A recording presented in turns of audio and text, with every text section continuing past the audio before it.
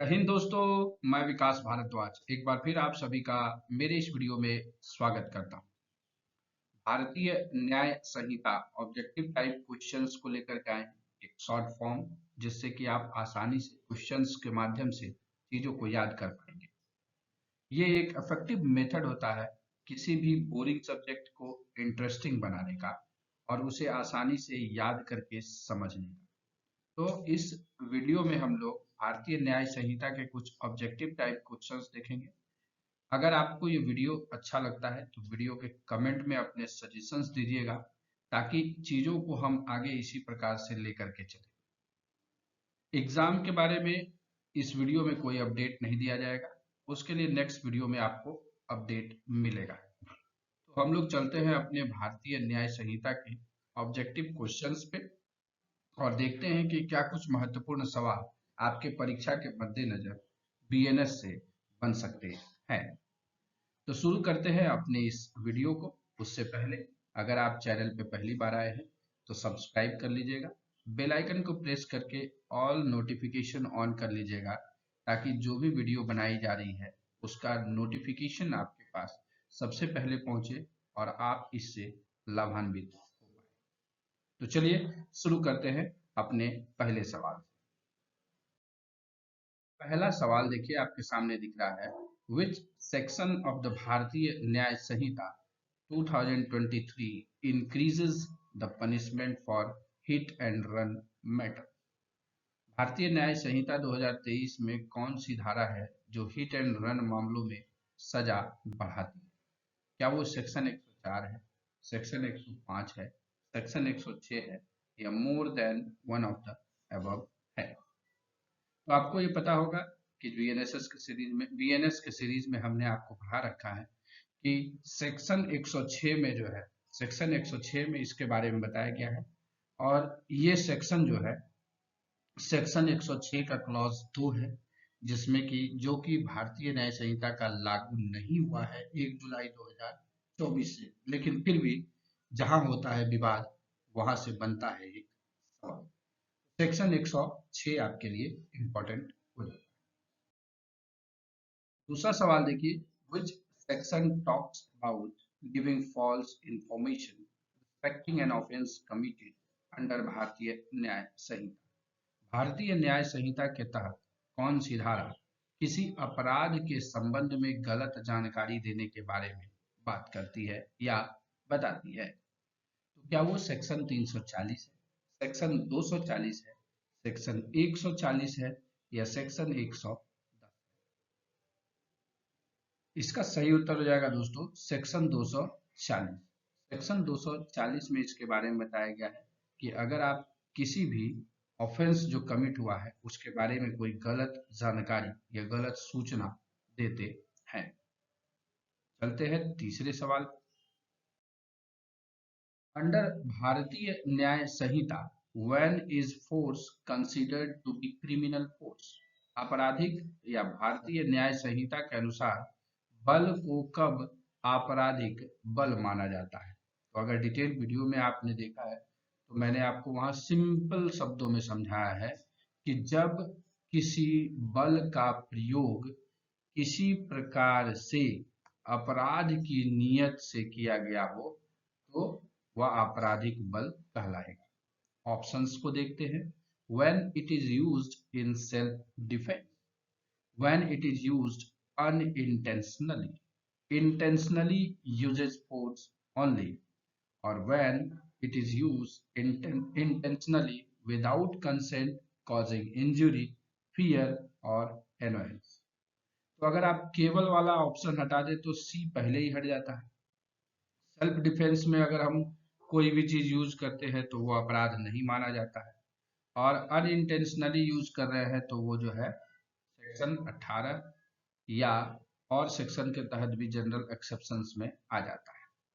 तो बचता है सेक्शन ऑप्शन नंबर 4 और वही इसका उत्तर है कि when it is used intentionally without consent causing injury, fear और एनॉयंस। अगला सवाल देखिए, what is the maximum punishment for making a false claim in court under section 246? धारा 246 के तहत न्यायालय में झूठा दावा करने पर अधिकतम सजा क्या है? imprisonment for up to 1 year, imprisonment for up to 2 years and a fine, imprisonment for up to 3 years या imprisonment for up to 5 years। सही उत्तर इसका हो जाएगा imprisonment for up to 2 years and a fine। Next सवाल देखिए आपको, under BNS section 246 what constituted the offence of dishonestly making a dash. BNS की धारा 246 के तहत बेईमानी से डैश बनाने का अपराध है। तो आपको सिंपल अभी हमने आपको पीछे पढ़ाया, क्या making a false claim with intent to mislead the court, या making a false claim in court, making an incorrect claim due to negligence, या making a false claim in a personal dispute. क्या हो जाएगा इसमें? सही उत्तर इसका हो जाएगा option number 2, making a false claim in court. अभी हम लोगों ने 246 पीछे भी इसको डिस्कस किया। अगला है, when did the Bharatiya Nyaya Sanhita second bill 2023 receive the assent of the president of India. Bharatiya Nyaya जो द्वितीय संहिता विधेयक था 2023, राष्ट्रपति ने इस पे कब स्वीकृति दी, या राष्ट्रपति को स्वीकृति के लिए कब मिली? क्या वो 15 अगस्त 2023 है, 25 सितंबर 2023 है, 30 अक्टूबर 2023 है, या 25 दिसंबर 2023 है? काफी इंपॉर्टेंट सवाल है, आपके एग्जाम में दिखेगा।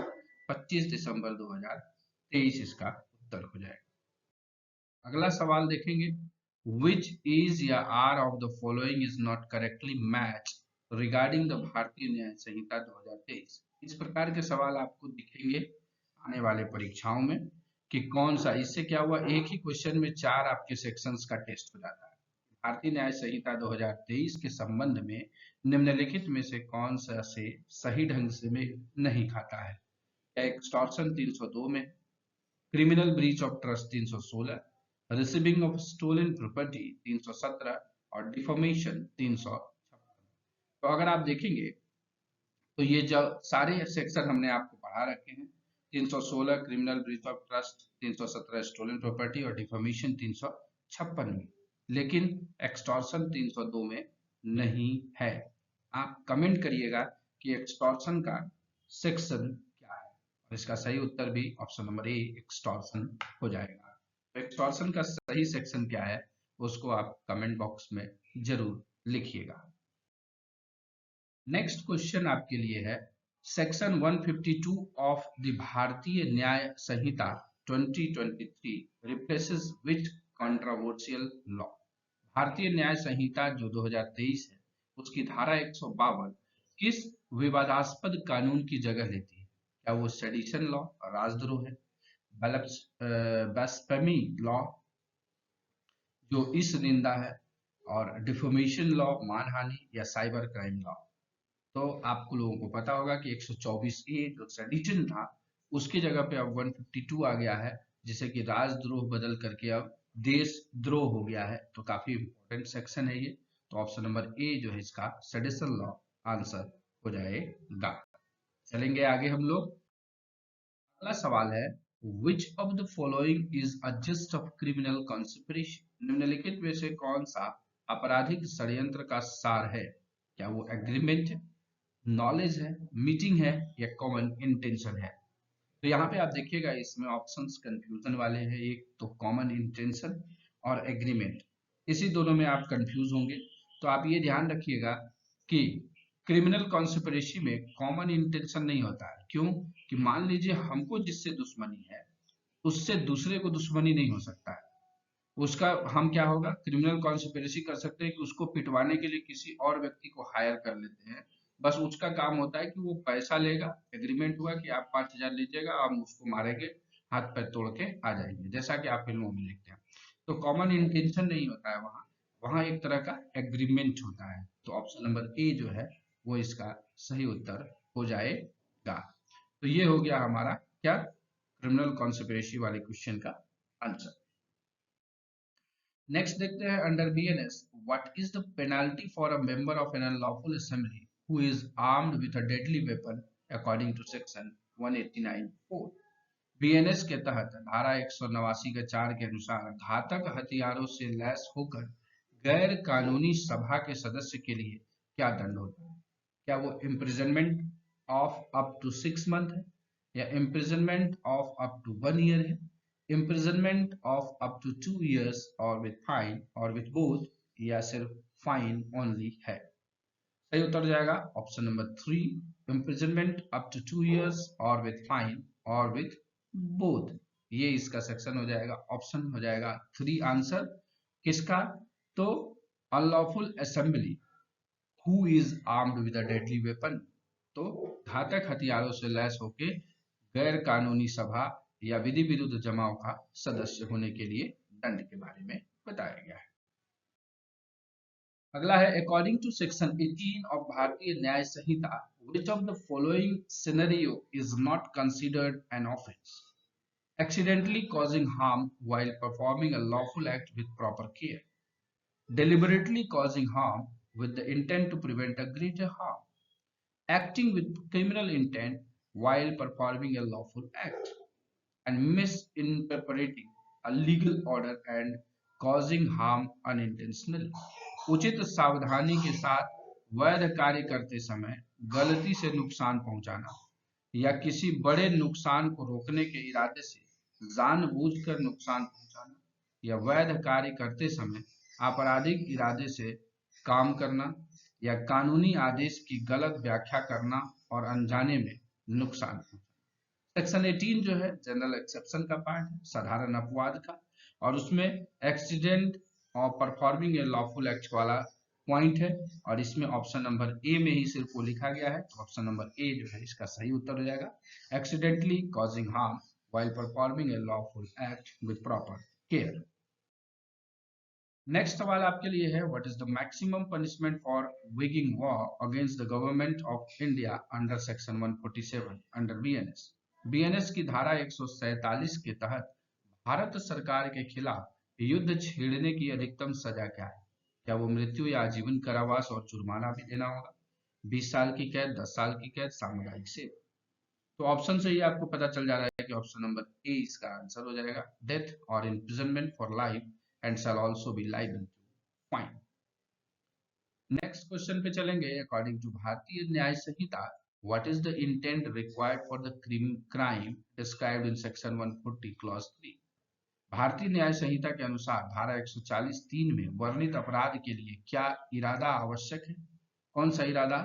To compel the government to act, या टू कॉज डेथ, या टू कॉज रॉन्गफुल कन्फाइनमेंट, या टू डिमांड रैंसम। सरकार को कार्रवाई करने के लिए मजबूर करना, मृत्यु का कारण बनना, या गलत तरीके से कारावास का कारण बनना, या फिर फिरौती मांगना। तो सेक्शन 143 क्लॉज 3 में जो कहा गया है वो कहा गया है टू कॉज रॉन्गफुल कन्फाइनमेंट, अगर उसमें एक है अकॉर्डिंग टू इंटेंशन, उसमें जो है इस कारण से पनिशमेंट बताया गया है, वो सेक्शन 140 क्लॉज 3 बीएनएस। नेक्स्ट सवाल देखिए, नेक्स्ट क्वेश्चन है, according to the section 137 what constitute kidnapping from India under Bharatiya Nyaya संहिता? भारतीय न्याय संहिता के अनुसार धारा 137 के अनुसार भारत से अपहरण क्या माना जाता है? Taking a person out of the country with their consent, conveying any person beyond the limits of India without consent, taking a child from their home without consent, या enticing a person of unsound mind out of their home without consent। तो simple है, option से आपको पता चल जाएगा कि option number 2 इसका आंसर हो जाएगा, conveying any person beyond the limits of India without consent. ये हमारा था क्वेश्चन नंबर 137 सेक्शन के बारे में। नेक्स्ट और ये अंतिम सवाल है आज की वीडियो का, under Bharatiya Nyaya Sanhita when is force considered to be criminal force? Bharatiya Nyaya संहिता के अनुसार बल को आपराधिक बल कब माना जाता है? तो इस चीज को हमने पहले भी आपके लिए ये क्वेश्चन ला रखा है, इसलिए रिपीटेड है कि आपने ध्यान से इस वीडियो को देखा है या नहीं देखा है। तो इसका आंसर डायरेक्ट चलते हैं हम, ऑप्शन नंबर 3 इसका आंसर हो जाएगा, when it is used intentionally without consent causing injury, fear or annoyance। तो ये कुछ क्वेश्चंस थे भारतीय न्याय संहिता से संबंधित, जिसका कि हम लोगों ने डिटेल पढ़ाई किया था। और ये सारे क्वेश्चंस हमने नहीं बनाए हैं, ये सारे क्वेश्चंस हमने इंटरनेट के माध्यम से सर्च करके लिया है और आपके सामने इसे लेकर के आया है, ताकि आप अपनी पढ़ाई पर कॉन्फिडेंट रहें कि जो आपको हमने पढ़ाया है सवाल वहां से बन रहे हैं। ये आपको लॉ की संस्था है, वहां पर ये क्वेश्चंस पूछे गए हैं कि आपको जो है, जो नेशनल लॉ टेस्ट होता है हर साल, वहां पर ये सारे सवाल पूछे जाने के लिए बनाया गया है। तो समझ सकते हैं कि अपनी तैयारी कितनी अच्छी है। तो विश्वास रखिए और जुड़े रहिए और वीडियो को बार बार रिवाइज करते जाइए, आपका सिलेक्शन आसानी से हो जाएगा। तो इस वीडियो को अब यहीं पर हम समाप्त करेंगे। आशा करते हैं कि चीजें आपके समक्ष जो रखी गई वो आपके काम की थी और आपके तैयारी के अनुरूप सारी चीजें चल रही हैं। तो बस अपनी तैयारी में इसी प्रकार से मस्त रहिए, अपनी मेहनत पर भरोसा करिए और इसी संदेश के साथ कि आप अपनी तैयारी में व्यस्त हैं, जिंदगी में मस्त हैं, इस वीडियो को ध्यानपूर्वक